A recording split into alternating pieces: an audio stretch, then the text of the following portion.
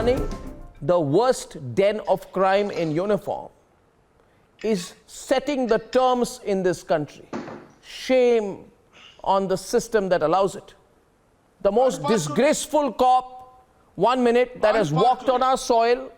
He runs the machinery along with a man charged with murder to allegedly extort, torment, target people in the financial capital of a country.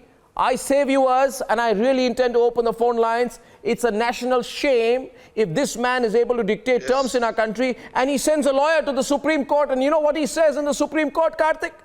He says, I am not being allowed to breathe. Shame. I am not being allowed to breathe, he says. Give me a chance to breathe. I might come out. He tells the highest court in this country, I might come out. Is it possible for all of this to happen without a strong system of support among powerful people that he still enjoys, Karthik? Absolutely. Arnab, one word to describe this mess. It's a joke. I know you started saying it's not a joke. It is a joke. It's just not a funny one. Sir, let me finish. You know, look, the top court of India has to wonder where the top cop of Maharashtra is hiding. I mean, he says, if I'm given a place to breathe, I might come out.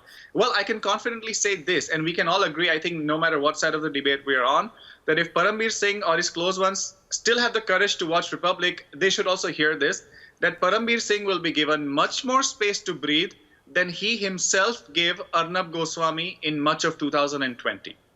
He hasn't appeared in all these commissions of inquiry, FIRs, this, that, you know, and finally this, you know, Shiv Sena government had the audacity or some courage to declare him proclaimed offender. I must say this, Arnab, as well. The Mumbai police overall consists of excellent, duty-conscious and diligent officers, you know, who make sacrifices for which we citizens, you know, take for granted.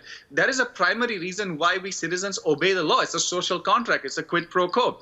And because the police puts in day and night to keep us safe, we don't flout the law. But then what happens if the police commissioner cocks a snook at the rule of law in this country and just disappears? What message does it send to the average cop who spends countless sleepless nights on the job? What should we citizens take home from that? That, you know, rules, laws, and procedures only apply to, you know, the average citizens and not to people like Parambir Singh and his political bosses and his political patrons.